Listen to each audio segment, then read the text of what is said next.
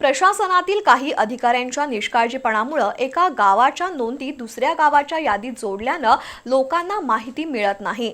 मांढरे गावातील कुणबी नोंदी सावर्डे गावातील ग्रामस्थांच्या आडनावांशी जुळत आहेत, पण मांढरेमधील आडनावाशी जुळत नाहीत। ही एक गंभीर बाब असून कुणबी नोंदी लपवण्याचे हे षडयंत्र असल्याचा आरोप स्वाभिमानी संभाजी ब्रिगेडचे जिल्हाध्यक्ष रुपेश पाटील यांनी केलाय।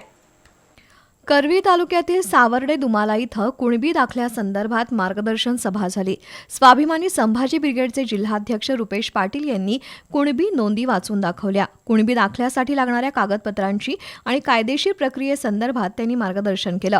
प्रशासनातील काही अधिकाऱ्यांच्या निष्काळजीपणामुळे एका गावाच्या नोंदी दुसऱ्या गावाच्या यादीत जोडल्या गेल्यात।